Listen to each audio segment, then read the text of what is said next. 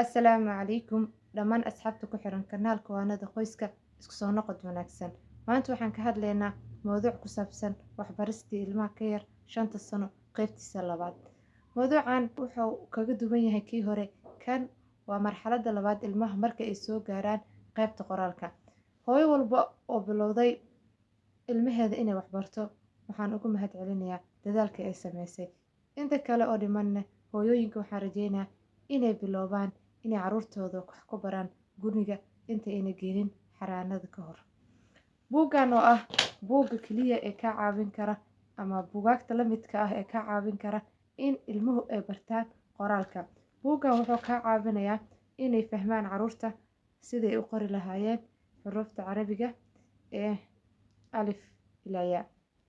Maanta waxaan rabaa inaan isla fiirino natiijadii ka soo baxday ilmihii yaraa ee lagu biloobay waxbarashada xanaanada ka hor. Ilmaha ku dhawaad 3 bil ilaa 4 bil ayaa waxaa lagu barayay guriga si joogto ah. Waliba iyadoo loo fiirinayo habka wax u baranayaan iyo waxyaabaha fududeyn kara. Dhowr muuqaal oo hore ayaan kaga hadlay sida wax loogu baro guriga, haddii ahaa lahaayeen waraaq, haddii ahaa lahaayeen buugaag la soo daabacay, haddii ahaa lahaayeen iPad loo soo iibiyo ama telefoonka. Maanta sidoo kale waxaa ka aragtaa shaashad ina hor taala ama TV ina hor yaala oo ilmuhu as practical ay ugu qaadan karaan. Taani waa qodob kale oo muhiim ah ee hooyooyinka kaga faa'iideysan karaan in gurigooda ay ku baraan waxbarashada. Waxaan isla fiirin doonaa natiijada ka soo baxday. labo saddex iyo axad isniinka arbaco cagaar buluug gaduud madow iyo kun iyo ugyaro kana asaato awr. Waxaan aragnay dhammaan natiijooyinkii iyo waraaqadihii aan ku bilownay ilmihii ka yaraa 5 sano anagoon u marinay step by step heerarka kala duwan ee wax loo baro caruurta.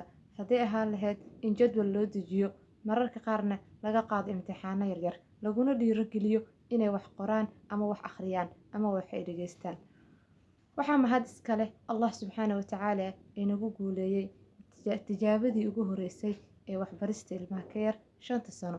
Waxaan rabaa inaan idin sheego hooyooyinka in ay biloobaan ilmaha ka yar 5 sano inay guriga wax ku baraan si uu u noqdo ilmaha madrasada ka hor ilmo aad iyo aad u fahamsan waxbarashada iyo nidaamka xanaanooyinka. Waxaa muhiim ah in hooyadu fahmi karto heerarka kala duwan ee ilmaha marayaan.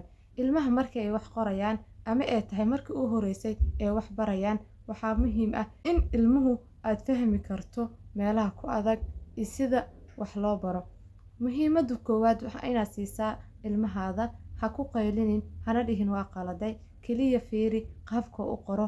Hadduu qaldane ku dhiirigeli inuu saxo, uguna hambalyeey sida wacan oo wanaagsan oo wax u qore. Maxaa yeelay mar walba wuxuu sameeyaa isku dayguna waxa uu ka wanaagsan yahay isku day la'aanta.